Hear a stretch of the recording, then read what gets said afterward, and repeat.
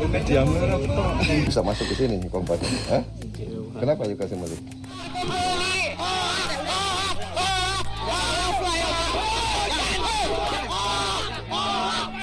Tepo!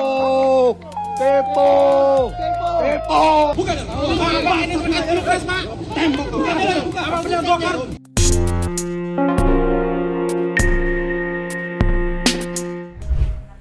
Bak lingkaran setan tak pernah putus. Kerja-kerja jurnalistik seringkali dibayangi ancaman kekerasan. Mulai dari kekerasan fisik, ancaman verbal, teror, hingga pembunuhan.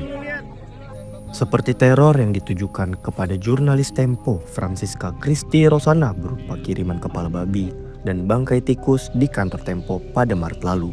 Udah dimasak aja. Kalau kepala babi mau dimasak. Di bulan yang sama, kematian jurnalis newsways.co.id Juwita menjadi perhatian publik lantaran melibatkan anggota TNI Angkatan Laut. Ada juga kasus kekerasan fisik yang dilakukan ajudan Kapolri terhadap jurnalis foto antara Magna Zaizar. Insiden terjadi saat Magna sedang meliput kunjungan Kapolri Jenderal Polisi Listio Sigit Prabowo di Stasiun Tawang, Semarang 5 April lalu. Di hari itu, Magna tidak menjadi korban kekerasan sendiri. Salah satu wartawan lain juga mengaku dicekik lehernya sambil didorong. Dan sejumlah jurnalis yang meliput agenda Kapolri itu pun mendengar kekerasan verbal yang diucapkan oleh si ajudan. Tahun lalu tepatnya, Juli 2024, wartawan Tribrata TV Riko Sempurna Pasaribu bersama istri, anak dan cucunya tewas setelah rumahnya terbakar. Tewasnya Riko diduga akibat menulis sejumlah laporan terkait usaha judi milik TNI. Kasus yang disebutkan hanya segelintir contoh dari banyaknya insiden kekerasan terhadap jurnalis. Satu pertanyaan muncul, mengapa ini terus berulang? Sebelum menjawab itu, kita perlu menilik data kekerasan jurnalis dari Aliansi Jurnalis Independen atau AJI Indonesia selama 10 tahun terakhir. AJI menjadi organisasi profesi yang getol mengadvokasi kasus-kasus kekerasan jurnalis di Indonesia. Setidaknya dalam 10 tahun terakhir, AJI mencatat sebanyak 729 kasus kekerasan terjadi kepada jurnalis, dengan yang tertinggi di tahun 2016 sebanyak 130 kasus. Bahkan di 2025 yang baru berjalan 4 bulan saja, sudah tercatat 30 kasus kekerasan kepada jurnalis dengan berbagai macam bentuk, mulai dari teror, serangan digital, pelarangan liputan, kekerasan fisik, hingga pembunuhan. Realita ini sejalan dengan Indeks Kebebasan Pers di Indonesia berdasarkan data Reporter Without Borders tahun 2024. Organisasi ini bergerak untuk kebebasan pers dan menjaga independensi jurnalis di dunia.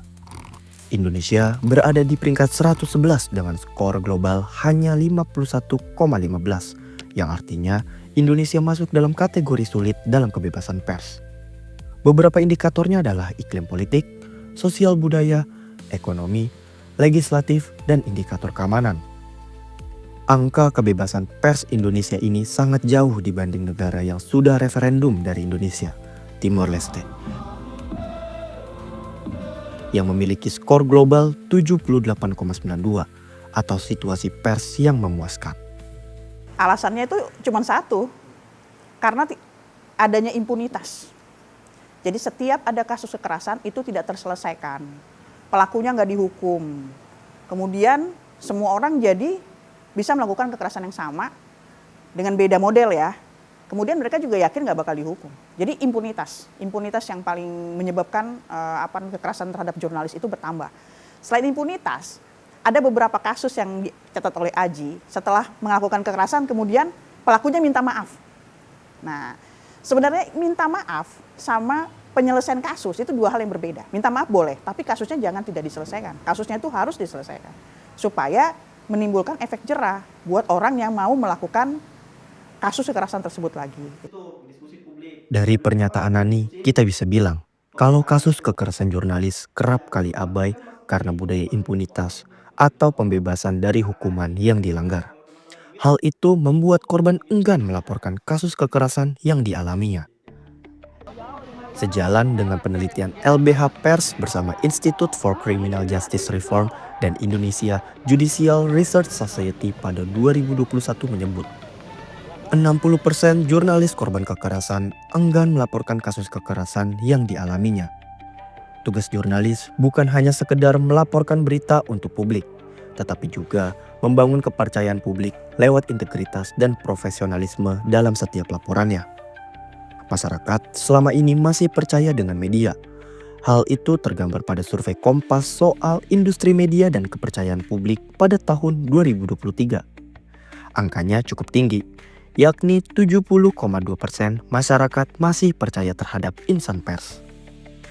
Harus ada mekanisme yang memastikan para jurnalis itu memiliki kebebasan memperoleh informasi, bisa mengakses informasi terutama kepada para pemangku kepentingan. Satu, buka aksesnya.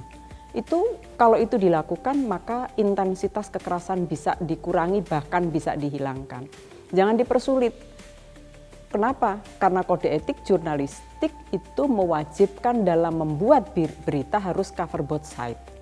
Nah, kalau sumber informasinya ditutup, bagaimana bisa cover both side? Kebebasan berekspresi berpendapat yang salah satu elemennya adalah kebebasan pers, itu kan merupakan fundamental rights ya, yang dijamin di Indonesia baik di dalam konstitusi, kemudian di dalam undang-undang HAM dan juga undang-undang kebebasan pers gitu. Sehingga harus dipastikan negara dalam hal ini pemerintah itu melindungi, menghormati dan menjamin agar kebebasan pers itu terjadi gitu. Kebebasan pers ibarat amigdala di tubuh manusia yang mengatur respon tubuh apabila ada bahaya. Kebebasan pers pun sama, menjadi alarm apabila demokrasi mulai terancam. Ketika jurnalis diteror, diintimidasi, atau dikriminalisasi, yang sebenarnya terancam bukan hanya profesinya, melainkan hak publik untuk tahu. Tanpa pers yang bebas, demokrasi kehilangan jantungnya, dan masyarakat kehilangan hak untuk memahami dunia secara utuh. Jurnalis itu adalah orang-orang yang akan mengawasi pemerintah. Dia bukan oposisi. Jadi sangat salah kalau bilang jurnalis itu oposisi. Bukan. Jurnalis itu adalah anjing penjaga. Bahkan oposisinya sendiri bisa dikritisi. Jadi masyarakat harus percaya sama wartawan dan harus memprotek. Kalau bukan masyarakat lagi yang menjaga wartawan, menjaga jurnalis dan media, siapa lagi yang bisa kita harapin? Karena kita semuanya bekerja untuk mereka.